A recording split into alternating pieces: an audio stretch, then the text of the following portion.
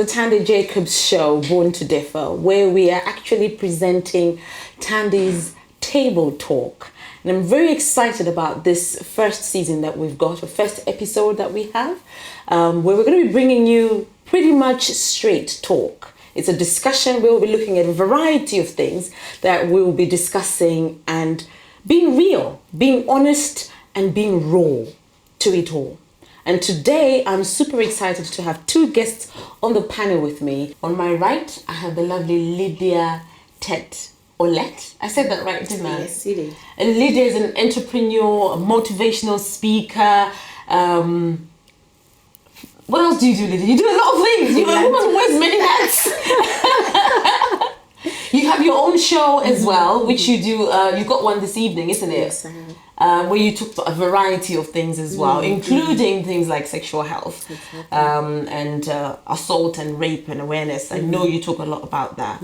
And you're originally from Kenya. Yeah. Very an advocate. You speak up a lot. Yeah. And you never take no for an answer. Nah. No is not a vocabulary that exists for you, does it?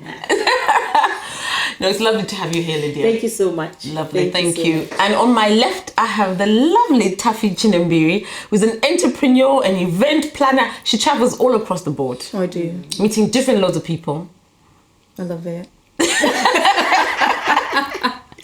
And she's also a lady who does a lot about empowerment and empowering women as well, and young people to do things across the board and to be independent. Yeah? Yeah. Fantastic. Yeah. So ladies, once again, thank you for being back onto the show. Thank you very much. There must be something that we do at the Tandie Jacobs show for you guys to come back again. We love traveling here. Totally. And the fact that this is your first show. Yes. And we are on it. On the table talk. On the table talk, that is special. Okay, fantastic. Yeah. No, thank you so much. I really appreciate it. And I'm super excited about the Tandie's table talk, because it's going to be a lot of things that we're going to talk about. Wide and things that are sensitive, and you know, it's good to bring awareness to people. Yeah. So this particular month, we are looking at Sexual Assault Awareness Month. And sexual violence is an activity where one has not given consent. Yes. And or obtained consent Yes. to perform that activity. Yes. And I think a lot of cases have been happening across the board where people have been raped, people have been violated, assaulted, harassed, whether it's here in the UK or across the globe in Africa or wherever you may be. According to statistics, according to 1 in 3 women and 1 in 3 men experience sexual violence involving physical contact during their lifetimes. 1 in 3. 1 in 3 women. That's a lot. That's a lot. That's even scary. We are 3 here. So one of us. God forbid. Hot water. Oil. Fire. I'm sorry. That number is scary. It is. It's very, very scary. Nearly 1 in 5 women and 1 in 38 men have experienced completed or attempted rape, and 1 in 14 men has been made to penetrate someone, completed or attempted during their lifetime. Can you imagine? 1 in 5 women have actually gone through it. Now, sexual assault or harassment happens literally everywhere. And now online, it happens. At workplaces, it happens. At home, in families, it also happens. And it's something that we now have to advocate and talk about as loud as we possibly can to make people know that there is something that they can do about it. What's scary as well is with most parents, they don't realize that most of it is done online. Most children are prone to being assaulted, sexually assaulted online, with men, boys asking girls, young girls, to send them their private parts. Or the men sending them private parts. Online. And parents don't realize this. That's where the grooming starts, online. Yes. That's how they groom them, do this, and then now the next time is now come and meet me, you know. And the other thing as well, you saying that parents don't realize that it's really done online. And also as well, parents don't realize that it's the close relatives that do this. from the biological father to stepdad to brother to uncle, you know. So I think it's time for parents, not just women, parents to realize that this thing can be not stopped totally, but avoided. 99% it can be avoided by either you bringing men in your house.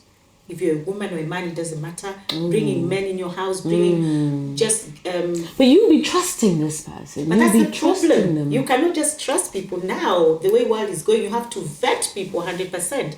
Because even the father of your child, you trust this man to marry him. And then he rapes your child. He defiles your child. Okay then. I think I think we need to also speak to our kids, to the girls as well. They need to realize what sexual assault is. Exactly. Because if they don't know, Yeah. we trust the dad, we trust the uncles. They might try to do anything. If the girl child does not know any signs of sexual assault, they won't know what to do. They'll just think, oh, it's daddy, oh, it's uncle. It's no harm. He's asked me to sit on his lap. What You harm got is a that? very, very good point. And on that, we're going to take a quick break, and when we come back, we're going to talk a bit deeper about exactly that. Thank you. Welcome back to Tandie's Table Talk, and this month of April is the Sexual Assault Awareness Month. Sexual assault is quite wide, and it looks at issues with raping the woman, your wife, or a child, or even a total complete stranger. Now, earlier on, just before we took a quick break, Taffy, you mentioned that this is something that we need to bring across as the mothers to our girls, to our children, when things like this happen.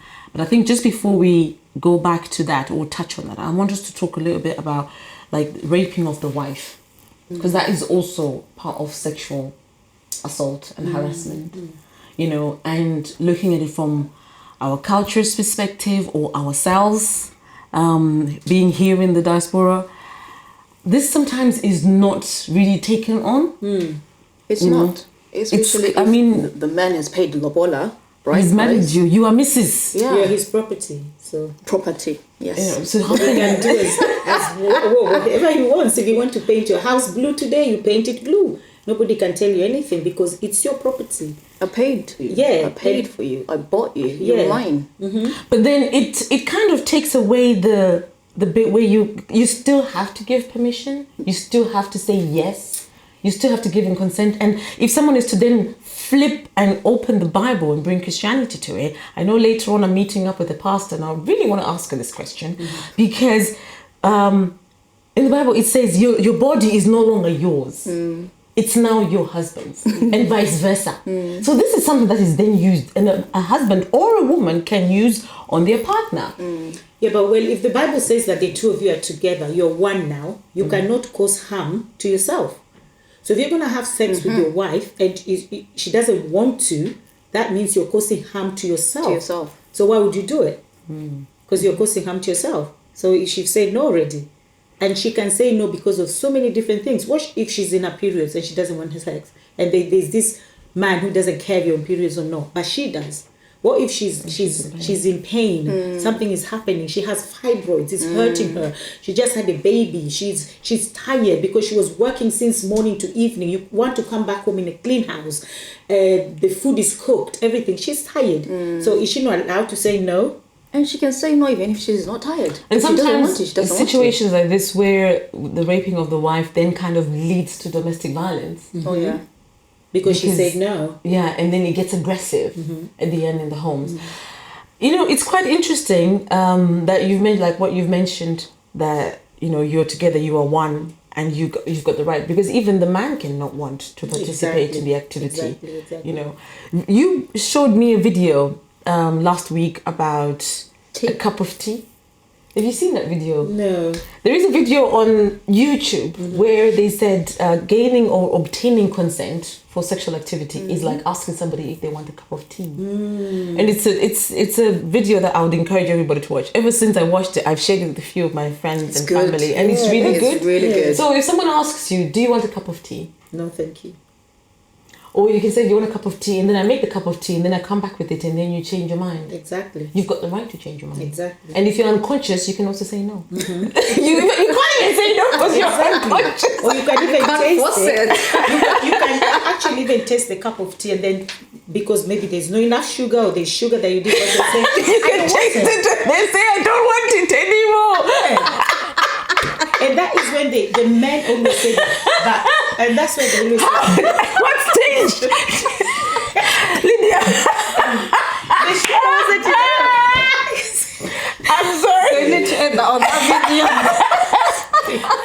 Actually, no, I don't want this. Yeah. You don't. This thing don't taste very nice. So I don't want. Oh my God, girl. No, but it's true though. It's true. It is You're true. right. And I'm glad my tea tastes just right. And now that's where this mentality of men comes in, that when a woman says yes, she actually means no. When she says no, she means yes. Because you asked for the cup of tea, you tasted it a little bit, and I don't want it because of whatever reasons. They say that, oh, it's your fault because you were going on it, that you were in it already, kissing, doing all this, and then you don't want penetration now. I don't want sex. They're like, come on, you've tasted that tea, you don't like it. Come on, I don't want it anymore. But then you see, you also mentioned something where you said sometimes someone looks ready because they can say that the way you were dressed, it that's means a big you one. want it. That's a big one. That's a big one. That's you a know, big and one. they say it even across young girls as well, or you know, just even not even just young girls, but anybody who's an adolescent. You're walking, you're going out for dinner, and then they say the way you were dressed, you were trying to get men, you know, to come to you. You were calling me. It's funny you mention that because with my daughter, it's something that's already in my mind. If she's wearing a dress, I always tell her wear shorts. So in my mind, I'm thinking, what if all of this is out and Uncle is here? Uncle will see you and think, already I'm scared because it's already there. I'm scared. So it's funny you mentioned that it's all about the dressing and stuff. Is it something that's already embedded in us, or is it the culture that has made us to think, oh, she was wearing that, so because she was wearing that, she made me do it?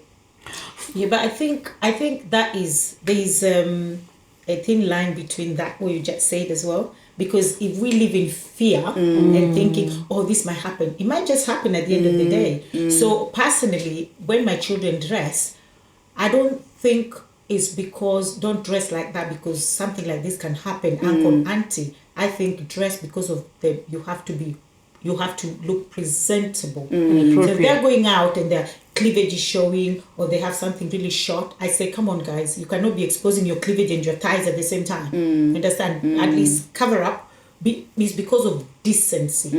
But it's not ever, I've never ever thought of, oh my God, it's rape or anything. And also, I don't know if I'm allowed to comment on what she said before Go on. about training our girls. So I'm thinking, where do we start? Where do we start training them that, oh my God, you have to be like this? Because right now, I think there's more defilement than rape.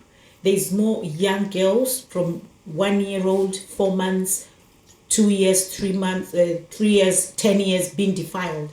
So when do we now start training our girls and saying, be careful? Because again, we don't want to start putting these thoughts in their heads when they're young. Why I'm scared is because I've got a relative. She was sexually assaulted when she was young. I think she was 5. She remembers this. Yeah. My daughter right now is 5. So how she remembers it is she was saying that she was sitting on her uncle's lap, and uncle started fingering her Yeah, that's what at 5, and she remembers that. So like what you're saying, what age can we start making this out and talking to them about it? I think it's also things like, especially you're talking about a young girl at the age of 5. I think us as mothers, we have a big responsibility in terms of how we communicate with our daughters. Because at the age of 5, which is very young, you know, your daughter must be able to come to you and literally say anything without having to filter what they want to say. And also let them know, have that reassurance to know that I can go to my mom and talk about it. But you see, what happens is, like you mentioned earlier, I don't know which one of you said it, but you've now entrusted uncle you've now you leave your kids, and especially here in the UK, you're going to work. You got no one to help you out with the childcare. Uncle who's been coming and has been so helpful. You are leaving your daughter, your child. You are leaving them in their hands. You trust them. In fact, it may not even just be an uncle. You know, here we say uncle. You're not related to them. Yeah. It may actually be somebody who you're related to. It may literally be your cousin brother. It may be your brother. It can be anybody. Yeah. And then something like that happens, and because they now know mom trusts so and so. So when that person then says, "Don't tell mom," or I'll kill you. Yeah. They threaten them like that. You see, that's why sometimes I'm very sensitive when someone says to a child, "Don't tell your mother." No, it's too early to be. Don't even say things like that. Don't tell mom, because it's things like that at the end the child, and they start slowly. They're giving you a sweet. Yeah. But don't tell mom I'm giving you a sweet. Yes. You'll get into trouble. Give you £5. Don't tell mom. Don't tell mom. And slowly they begin to know, okay, I shouldn't tell mom about this. And then they've groomed you. They're now touching your breasts and so forth. And the next thing, don't tell mom. They give you another £5. Because that secret is there already now from before. Don't tell mom. So even if they touch your breast or your bum, don't tell mom, because it's still there. I'm not supposed to tell mom anything that I do with my uncle. Because when it comes to relatives, when it comes to a stranger, it's totally different. But when it comes to relatives, and a lot of defilement and rape are being done by relatives, they groom you slowly. They don't just come because you invited. They don't know the relationship you have with your mom. So it's the same thing you said, sweet first, don't tell your mom. If they don't tell, then I can do something. Think we're okay. And then they'll do, and then they'll just touch you a little bit. Don't tell your mom, you don't tell. You understand? So like you said, we really have to make our children our best friend. For both moms and dads. It's not just about moms here, it's also dads. To make our children our best friends so they can tell us anything upon everything. But now the problem is, again, like in an African culture, do we believe them?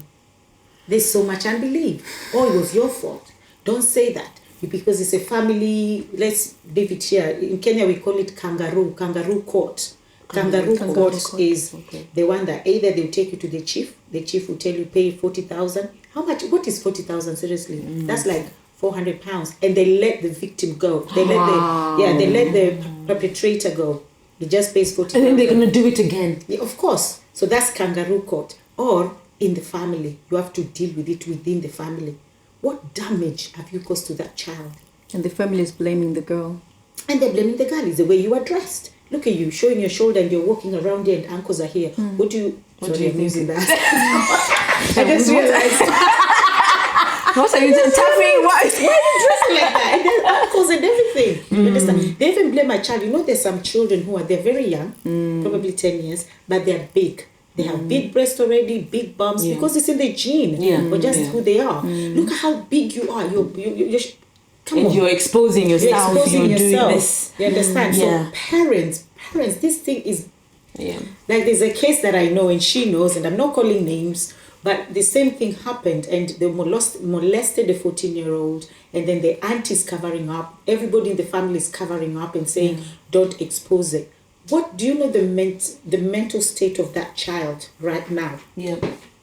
Do we care about that?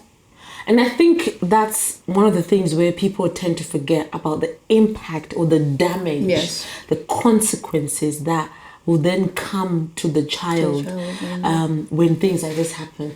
And what I'm going to say is, when we come back, let's look at the consequences, but also not just the girl child, but we also have the boy child. And this is something that is sensitive, but is sometimes never addressed. So when we come back, we'll take a look at that. Sexual assault has severe consequences, be it a girl or a boy. And we've spoken a lot about it being a girl, but we are aware that there is also sexual assault, boys or men. Welcome back to the Tandie's Table Talk, and we are discussing the boys. Now, recently I am aware in Zimbabwe, there was an incident where at the boys' school, they were being sexually harassed. I won't mention the name of the school, but this was an incident that happened. And at first, like what you were saying, it wasn't, when the boys started speaking out, they were not believed. They were not listened to. They were told to keep quiet. Especially the owner of the school is a very prominent person, high profile.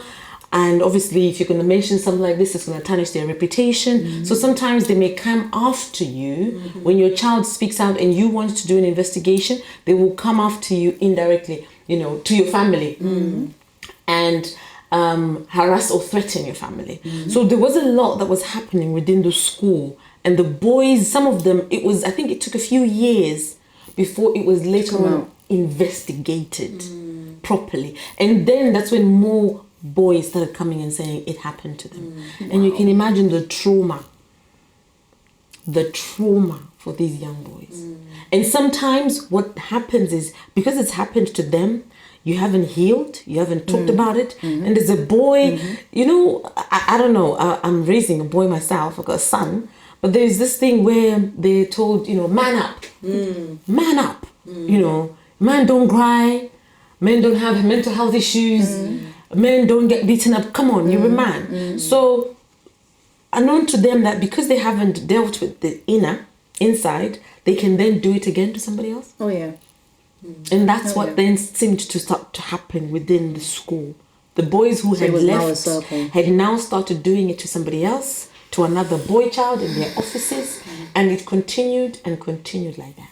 What do you think we should do and advise with regard to our boys? And talking about boys and men, and that's why when you look at the statistics, it's more men that commit suicide, and because they don't want to talk about it, because they're men. Yes, man up, men don't cry, all that rubbish they tell the boys. But I think that one as well, it should be parents. We should start creating awareness with parents when the child is young. That boy is human. So even if he's a boy, he's human, he has the same emotions, he has the same feelings as a girl child. So they should be told that you need to talk as well. Don't think that if you're going through emotions, you can't talk. And I know statistics shows that, yes, there's more girls and more women being raped than boys. Yeah. But probably there's more boys because it's not being reported. It's because it's not being reported. Yeah, boys don't talk about it. It's a shame even for them that I was raped, because the society... as we've been, we've been conditioned in this thing that it's only women who get raped. Yeah. So if a man gets raped, oh Jesus, that's an abomination. You can't even say it. So imagine a woman don't speak about it. So how much more a man? Do you understand? But the only thing that differs between a boy child and a girl child being raped or being defiled is one thing, and this thing is makes a very big difference between a man and a boy. Women get pregnant. Little girls get pregnant. A 10-year-old gets pregnant. One of them just died. They're giving birth to a child, a 10-year-old. Oh my God. There's now this, should they abort? No. Should they not abort? No, because it's a sin to abort. And then it's, so it's this, and then she's a child. So there's so much confusion. And then let's say now this child is keeping this a 10-year-old or 11-year-old is keeping this child. That is raping that girl every day for 9 months. And then now this child is born. And then you find out that you are even a product of rape. Or is there even your grandfather who raped your mom, or your uncle, or a stranger?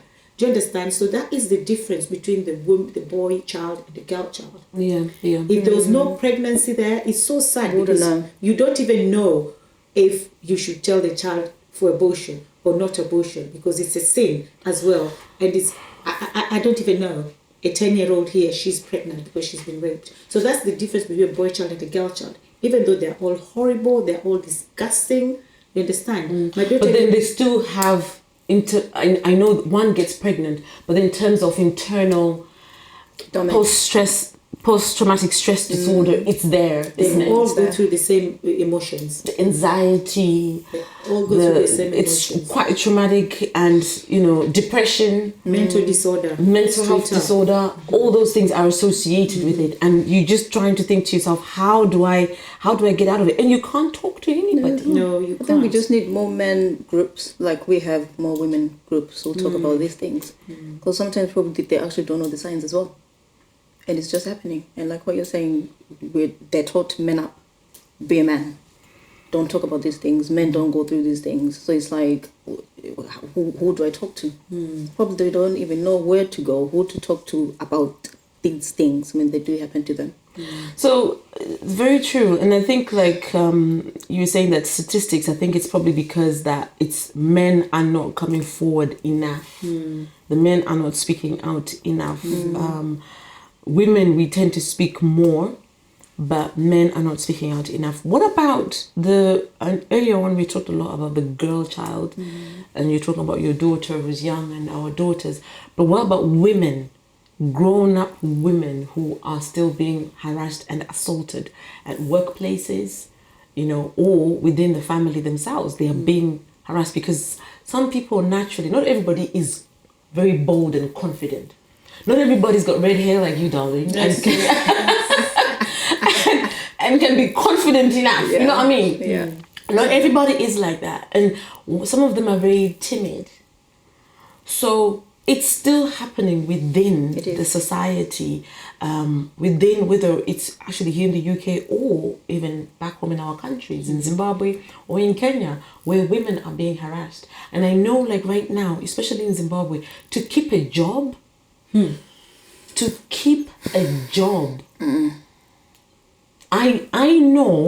actually know of a girl who, she's married, she's got kids, but she was actually having sex with her boss. And she said, because he was going to fire me. And to keep my job, I had to do it. And that is the worst bit. I mean, there was a song that was sang by the late, what's his name? Is it Paul? No. There was a song that was sang, very famous song, where he says, I'll say this in my language first. Tanga wandida. Oh my gosh, I can't remember the name of the song, but I'll remember. 80s baby time. Girl, it doesn't matter. Paul Mataria. There's a song which was sung by Paul Mataria. It's a very famous song in Zimbabwe. She doesn't know it. She's born free. Young. Exactly, born free. But there's a very famous song where he gives examples in his song, saying to the girl, like the girls are coming there looking for jobs, and then he looks and he says, yes, you who's beautiful, you are light and you got big breasts, I'll give you the job. Or the other one where he says, like, there's a woman and her husband waiting for a lift, and then he tells the woman, come and sit in the front, husband, go and sit in the boot. So it seems like that. And then the woman says, no, let my husband sit in the front, and he says, you don't want a lift then. If I want the woman. So it's things that are happening. It is happening within. It is. I blame the men.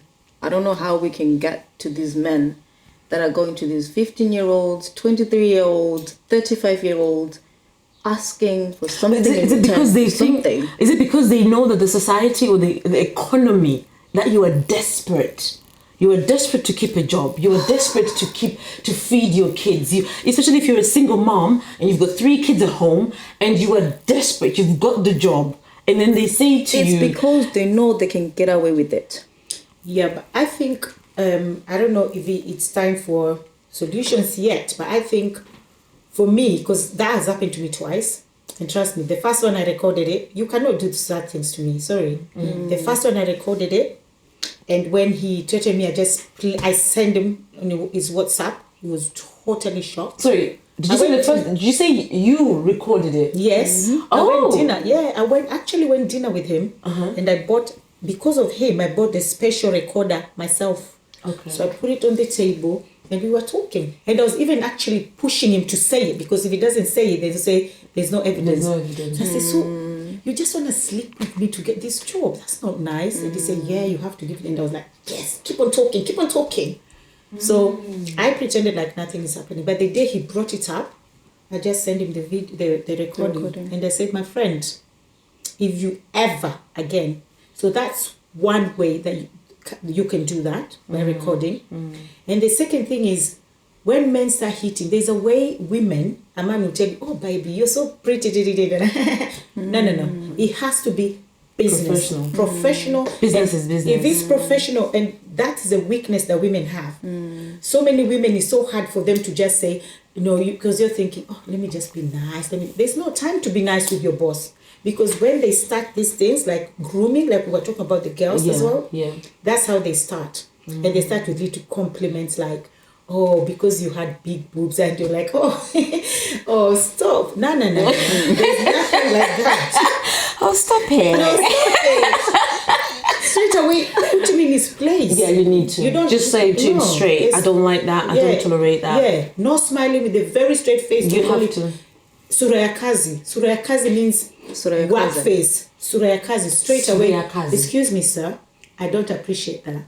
Okay, thank you so much. You can talk about anything else, but when it comes to my private issues or my personal issues or my body, please, sir, with all due respect, I don't appreciate that. And keep on looking at his face to tell him, did you hear me? So we need to be empowered. He won't do it again. But if you start laughing, he'll do it again the next day. Giggle. Because like what you're saying, not everybody is confident. No, we need to be empowered as women to say no with a straight face.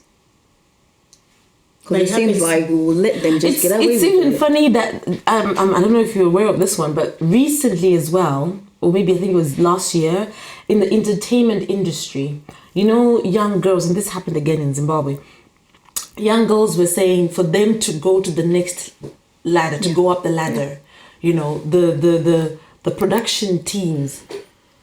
That happens a lot. That's industry. Even Hollywood, and this is America. I mean, exactly. This is America. Exactly. So how much more Africa? This is America, but why would I? Now, that one as well, I see like you're not content with what you have. Because if I still have a role, I can still feed my family. Yeah. You understand? But because I want to be famous and I want to be rich, I have to sell my soul to the devil. Do you understand? So again, it comes back to content. Are you content with what you have? You're paying your rent. Okay, I have £2 extra left, but at least I've paid everything that I have to. Yeah. I've fed my children. I'm okay with that £2. What makes me angry is the society allows it. Yeah. It allows it. Yeah. That's why it's happening everywhere, every day. And girls are we have quiet. to force and empower a woman. I had Tungi here on season 1, and she did an episode where it was about, she had a show and it was about breaking boundaries. And during that episode, she actually talked about how she, in the entertainment industry, whoever she approached, there was always something that they wanted. So she was like, I was tired, and her whole lineup was women. Because she said, Tandie, I was tired of approaching men, and they wanted something in return. They don't even care whether you're married or you're not married or whatever. They just want something in return, and it's not cash. Definitely, it's in kind. We have to do something. We have to do something, and this month being an awareness month, I think when we come back, let's try to talk about places where people can go in terms of getting help and speaking up and how they can be confident with themselves, with their bodies, and know that it's not, you don't have to give yourself away to get something in return. Yeah. It's not worth it. We'll be right back. Welcome back to the Table Talk, where we have really been discussing broadly, widely, from every angle with regards to sexual assault awareness and how we can be able to, and the things that have been happening, really, the things that have been happening in the society, in the environment, be it here in the UK, in Kenya, in Zimbabwe, or wherever you are, the things and the stories are quite similar. Now, I want us to talk about the solutions as well as where people can go when things like this have happened and how we can be able to continue to support people. And I'm going to start with you, Lydia, in Kenya, because I know you're very passionate a lot about Kenya. So where can people be able to go and what can we do have an organization called Usikimye. So Usikimi organization, just type it in on Google, on Facebook, it's there. Okay. And Usikimi is a very big organization. It deals with women, even men, if they, because they have private and of course private and confidentiality. If you're a man and you go and talk to them, they'll keep your details. They will not tell anybody, but you will get help. Because at the end of the day, the milk has spilled already. Yeah. So how do we deal with that? Is you getting help. Yeah. Usikimi Is there, sorry to interrupt you, to interject, would the first point of contact, especially in Kenya, tell me and be honest with this, first point of contact, would it not be the police when you've been sexually assaulted, be it family Will they or a believe stranger? you? Have you heard maybe 5% of police will believe you, but do you want to take that chance? Wow. Do you understand? Even men in authority, like police, even in Kenya right now, we had a police who was a very big position. He was defiling boys from the age of 14 to 18 in his house. And that was a police officer.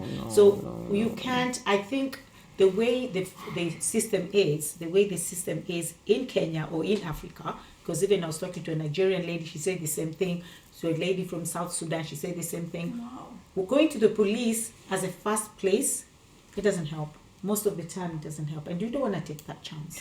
I mean, these are the people who we are supposed to go to. Yeah. If the system itself is letting us down to that extent, if the system itself, if they themselves are the ones who are letting us down. I mean, recently I know we had, it may not be the same, but we had here in the UK that woman who was murdered, and there is a police who's, Who did that? Yeah. it's still under investigation. But then Yeah. the fact that I am supposed to run to the police. They can't help me. And they can't help you. So where do you go?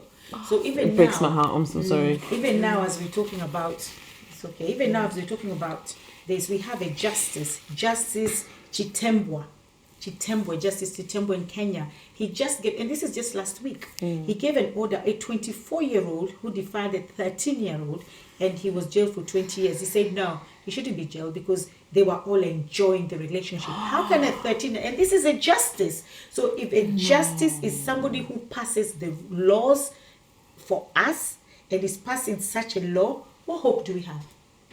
And that's why those organizations like Usikimi is there, because they'll just help you through the healing process, because it's important. That healing is important. It is. It Yeah. is. So Usikimi is there. We also have another one called I Can Fly Girls Initiative. Okay. They're there as well in Kenya. So if you're stranded or you need help, and there's also another one called Gift a Girl Child Initiative. So we have Gift a Girl Child Initiative, we have I Can Fly Girls Initiative, and we also have Usikimi. And Usikimi means don't be quiet, don't be silenced. Don't be Talk. silenced. Talk. Yeah. And all this can be found on Facebook, Instagram, Yes. and on Google. You just Google it as well. Okay. If you're in Kenya and you're stranded.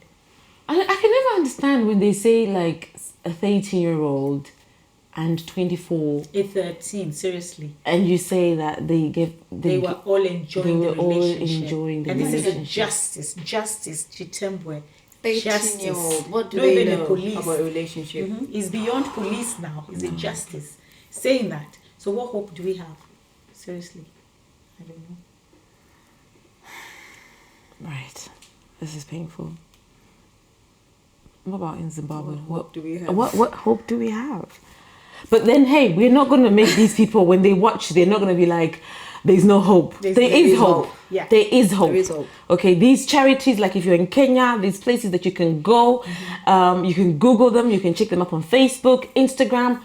You can be able to get help. If you feel the system is letting you down, there are other organizations that know that you can get help. In Zimbabwe? In Zimbabwe, ladies, we have hope, definitely.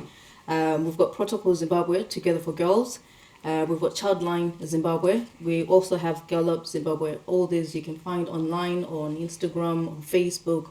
They're all there. And if there's any other organizations that I haven't mentioned, feel free to get in touch with the Tandie Jacobs Show and just let them know. Yeah. If there are any other organizations out there, please do let us know. We will add them onto the list that we have so far, and let people know that there are places that you can go. And if you're here in the UK, don't keep quiet. A police has to be the first point of contact. Yeah. At all times, the police has got to be the first point of contact. Or go to your GP, go to your doctor, go to any A&E, you can also go there. There is a rape crisis online, and they have a number. And there's also a 24-hour abuse helpline, which you can also contact. There's the Women's Aid, there's the Victim Support. Women's Aid, you may think, if I'm a man, I can't go to the Women's Aid. There is a Victim Support, okay? Victim Support, both men and women, you can go there and you can get some help. The point is you have got to speak out. And if you tell someone and you feel this person has not done anything, go and tell someone else. Don't keep quiet. Because sometimes telling one person, even a family member, they may silence you, or they may tell you, okay, we'll do something about it, don't worry, I will be your person to go to, but then nothing else will happen. Yeah, go and speak to somebody else. Speak as loud as you possibly can. Don't keep quiet. And can I just say, we need more of the men organizations as well, because most of the ones that we've mentioned are all specific to girls. Most of them. But we need more of the men as well, where they can go. And we also have human rights. Human rights is everywhere in every country around the world. And somebody also mentioned the UN, that the UN also works with things like this. So if you can't find, in every single country there will be an organization that will help. Because right now we've only spoken about Kenya, Zimbabwe, UK, but this happens globally. So everywhere there's help. And also the other thing I wanted to add on, sorry, it's all right, go on, is the fact that if these things happen, if you've been raped or anything, do not have a wash. Because the first thing you think, you're dirty, you want to have a wash. If you wash, you've destroyed the DNA, you've destroyed the evidence. Don't have a wash. You're not dirty. Is what was done to you that is dirty, but you as a person, you're not dirty. So take your evidence, go to the hospital, police, wherever you're going, but don't have a wash because you've destroyed the evidence. Wow, That's a good point. That's a very good point. Yes, and speak out. Speak up. Let's create relationships, mothers, fathers. Let's create relationships with our children, so that they can be open. Let's listen to them, so that they can be able to say what they want to say, what they feel. Yeah, and let's listen. Be vigilant at all times. Let's be vigilant. You know, because sometimes you may leave somebody with Uncle John. Uncle John may not be Uncle John. Let's not be quick to blame. Ladies, thank you so much for coming here today. I really, really appreciate it. And I think, another time, another occasion, you are both welcome to the Tandie's Table Talk. Thank you very much. April is the Sexual Assault Awareness Month. And today we were just discussing some of the issues around it and how best people can be able to get help. And today both these lovely ladies and myself have been able to try a little bit, just a snippet, because it is a lot that can be said about it. But today we just try to touch on it a little bit and how best we can be able to also empower and encourage people to go and get help and to be confident, to speak up. Never let anybody silence you when anything like that happens. Don't be quiet.